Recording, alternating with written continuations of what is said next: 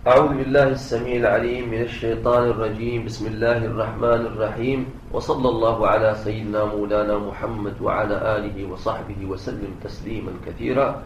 السلام عليكم ورحمة الله وبركاته. الجزء الثالث Bahagian ketiga من كتاب مصباح الأرواح في سلوك طريق الفتاح. dari kitab Pelita Arwah pada memperjalani jalan tarikat menuju Allah yang Maha Fattah. يقول المؤلف Berkata pengarang سيدنا أحمد الشرقاوي: Sidna Ahmad Asy-Syarqawi, وقد عمت على الناس هذه المصائب والبلايا، telah umumlah kepada masyarakat manusia akan musibah dan segala bala ini, وعظمت عليهم هذه الخطوب والرزايا، dan besarlah ke atas mereka segala bencana dan kesusahan ini. ولا حول ولا قوة إلا بالله العلي العظيم. Tiada daya dan tiada upaya melainkan dengan Allah yang Maha Tinggi lagi Maha Agung. فكيف يدعو منادي الهدى على منار الفساد؟ Lalu bagaimanakah penyeru petunjuk akan menyeru daripada menara kerosakan? أم كيف ينادي منادي التقريب على منار الحرمان والإبعاد؟ Lalu bagaimana pulakah penyeru dampingan akan menyeru daripada menara-menara halangan dan kejauhan? فكنت أجيبهم ما أنا عليه معتذرا لهم. Lalu aku berkata kepada para muridin yang minta aku jadi guru mursyid mereka itu, aku minta maaf بضعفي عن تحمل أثقال هذا الأمر الخطير. kerana aku daif, aku lemah daripada menanggung tanggungjawab yang amat besar dan berat ini. ودللتهم على من هو أولى مني بهذا الأمر وأجدر. Aku tunjukkan kepada mereka kepada siapa yang lebih utama daripada aku dan lebih layak daripada aku menanggung dan menjalankan amanah ini. وأرشدتهم إلى من هو أقوى عليه وأقدر. Aku tunjukkan kepada mereka kepada syekh yang lebih kuat dan lebih mampu untuk menjadi guru mursyid daripada aku. ولكن ما زال الكثيرون يلحون في الطلب. Akan tetapi tetaplah ramai kalangan muridin itu bersungguh-sungguh minta padaku.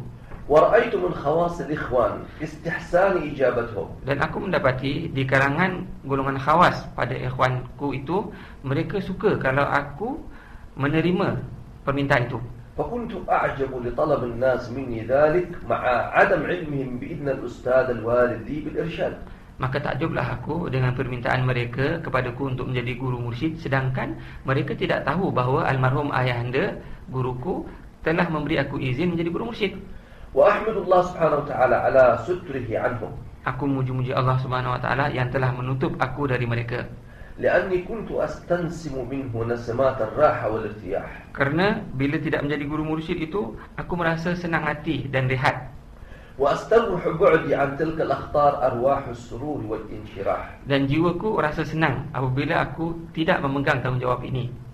لكن لما رأيت Akan tetapi apabila aku mendapati أن الامتناع عن إجابتهم apabila aku menolak daripada menyahut permintaan mereka, ربما كان قطعا لطريق الحق سبحانه وتعالى. itu boleh jadi menjadi penghadang jalan menuju Allah Subhanahu wa taala. وخشيت أن يكون ذلك مما يدعو إلى زيادة الإعراض عنها. Dan aku takut juga kalau penolakanku itu menjadikan makin bertambah jauh, makin bertambah berpaling daripada jalan Allah, ويؤدي إلى ضياعها وحرمان أهل الصدق من جلاء قلوبهم. dan itu akan menjadi sebab juga nanti kepada tersia-sianya, akan hilangnya jalan tarikat ini dan menjadikan golongan ahli siddiq tak dapat mensucikan, tidak dapat memurnikan hati mereka, jiwa mereka, وتمتعهم بشهود أنوار محبوبهم. dan itu akan menjadi penghalang kepada para ahli siddiq daripada memandang cahaya kekasih mereka. ورأيت أيضا Aku juga melihat أن ذلك فيه ترك للنصيحة الواجبة. bila tidak menyahut permintaan mereka itu, berarti aku meninggalkan kewajipan memberi nasihat, خصوصا لمن طلبها.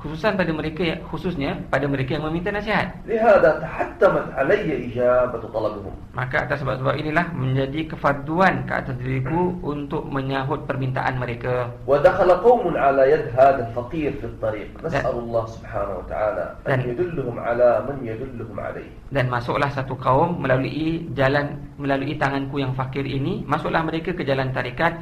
Aku bermohonlah kepada Allah Subhanahu wa taala agar menunjukkan kepada mereka siapa yang dapat menunjukkan mereka kepadanya.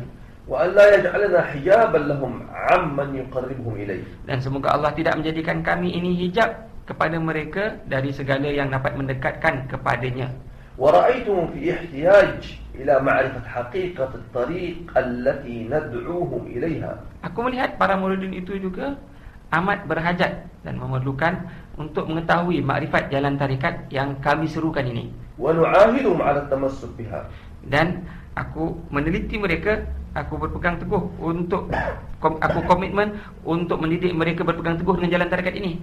وفي افتقار إلى علم ما يلزمهم. Aku juga melihat bahawa mereka perlu kepada ilmu-ilmu yang patut mereka ada, ويتحتم عليهم من الأخلاق والآداب. dan apa segala adab dan akhlak yang wajib untuk mereka jalani, التي تجب عليهم بهذه المعاهدة. yang wajib ke atas mereka melakukannya dengan janji setia mengambil jalan tarekat ini. فإن الغالب إن لم يكن الكل Maka sesungguhnya kebanyakan majoriti, kalaupun tidak semua, لا يعرفون للطريق معنى tidak tahu apa makna jalan tarekat ini, سوى كلام يقرؤونه بألسنتهم يسمى بالأوراد. melainkan kalam yang mereka baca dengan lidah mereka yang namanya wirid-wirid. وانتساب بأفواههم Mereka cuma menisbahkan diri dengan mulut mereka إلى من يأخذون عنه ذلك. kepada siapa yang mereka ambil wirid-wirid itu. وهذا غاية الجهل بالطريق.